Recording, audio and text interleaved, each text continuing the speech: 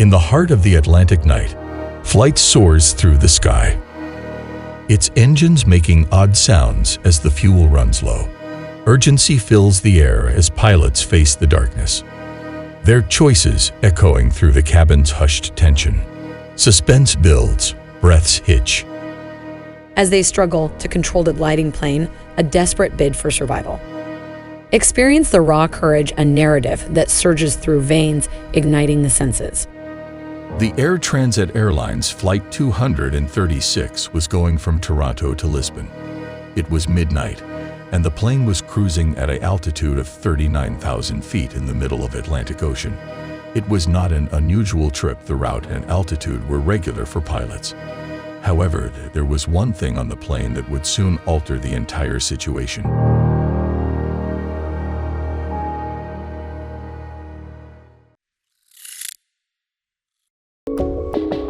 This incident happened on August 23, 2001. The Air Transat airline Airbus A330 was getting ready to fly from Toronto to Lisbon. The journey was set to be a continuous 7-hour flight. To ensure a safe passage, a hefty 48 metric tons of fuel had been carefully loaded on board. As the clock struck 9 o'clock in the evening according to the local time, a total of 293 passengers, along with 2 skilled pilots and a crew of 13 members, eagerly stepped onto Flight 236. Flight Captain Robert Piché, a seasoned aviator with 48 years of life and an impressive 16,000 hours of flight experience. Alongside him is First Officer Jager, a 28-year-old co-pilot with 5,000 hours of flight time at his name. In fact, Doug has clocked 400 hours flying this very Airbus A330. Speaking of the airplane, it was a cutting-edge Airbus A330 model, one of the most advanced planes of its time. In fact, it was only 2 years old. In a nutshell, the pilots were highly experienced, and the airplane was in perfect condition. Everything was in place. After making sure everything was okay, the pilots took flight to the runway, and with the green light from air traffic control, they took off into the skies. They started their journey to Lisbon, flying over the immense Atlantic Ocean. In just a short while, the airplane soared to its cruising altitude of 39,000 feet. During these lengthy flights, the pilots have less to do as the autopilot takes care of most tasks. While the autopilot does most of the work, the pilots stay watchful and keep the control tower updated about where they are and how things are going. 4 hours had passed since flight had taken off. Up until now, everything was going smoothly, and many passengers were asleep in the cabin, the darkness of the night bringing a peaceful rest. As the plane reached the heart of the Atlantic Ocean, a critical moment arrived. At around 1 o'clock in the night by Canadian time, the pilot spotted an unusual reading in the right engine of the plane. The engine's oil pressure was higher than normal. The oil quantity was low, and the oil temperature was dropping. These readings were far from what they should be. The pilots encountered this kind of error for the very first time in their careers. Without wasting a moment, they turned to the flight manual, determined to unravel the mystery behind this unusual problem. Usually as a plane flies, the oil temperature goes up. However, in this case, it was showing a low temperature, a sign that something was definitely wrong. When they checked the flight manual, there was no information about this error. The pilots reached out to Air Transat's maintenance unit in Canada, but even they were stumped by the error. The pilots were advised to keep an eye on the situation while waiting for further instructions. Strangely, even though the oil readings indicated a problem in the right engine, but the flight itself was unaffected. The pilots felt a sense of relief, thinking that a faulty sensor might be causing the incorrect oil readings. However, their relief was short-lived. Just half an hour later, another advisory message appeared on the captain's display. Surprisingly, this message was about the fuel, not the oil. Commercial airplanes evenly store fuel in their wings. However, a problem was discovered. The fuel was not evenly distributed in both wings. There was less fuel in the right wing compared to the left. Usually, this kind of issue isn't too worrisome since it can be fixed while the plane is flying. To tackle this problem, the captain decided to open the crossfeed valve to distribute fuel evenly in both wings. The fuel started moving from the left wing to the right. Within moments, the fuel quantities in both wings became balanced. After about 10 minutes, the captain noticed a troubling low fuel warning. It is a situation every pilot fears, especially in an airplane full of passengers. The pilot noticed that the fuel in the right wing had dropped again. It wouldn't be enough to reach Lisbon even when combining both wings' fuel. This time, the situation had become gravely serious. Diverting the plane in the vastness of the Atlantic Ocean wasn't possible. They had only one option, the Azores Island, which hosts an airport called Terceira. Captain immediately reached out to Sina Maria ATC. He informed them about their urgent need to land at the airport due to a critical fuel shortage. Yet, the pilot wasn't sure whether they could reach the Terceira airport or might need to land in the ocean.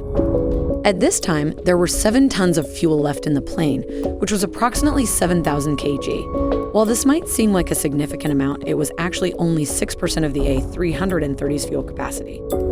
But fuel was going down really fast. The big question, why? Was a faulty sensor giving wrong info again, or was the fuel really running out? The most likely idea? Maybe the fuel was leaking from somewhere. To check, the captain told the crew to check the back edge of the wing. If there was a leak, there might be signs there. Sadly, it was too dark, and the crew couldn't see anything. At this point, the fuel was vanishing rapidly 1 ton every 5 minutes. The captain realized that fuel was definitely leaking.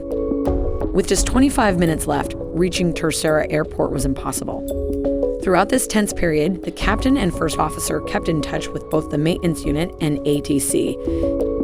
The maintenance unit suggested the captain lower the plane from 39,000 to 20,000 feet to check for fuel leakage, but the captain declined. They believed that even if the leak was confirmed, it wouldn't be possible to ascend again. At least at 39,000 feet, they still had the option to glide. Within moments, all uncertainties disappeared as flames burst from the right engine of the plane. As the flames erupted, panic spread through the plane. Passengers who had been sleeping peacefully were now engulfed in fear. With one engine running and 4.5 tons of fuel left, cruising wasn't possible. Slowly, the altitude began to decline. At Terceira Airport, an emergency was declared. Fire trucks and emergency crews activated their readiness to handle any scenario. The plane, still 240 kilometers away from Terceira Airport, now had only 600 kilograms of fuel left.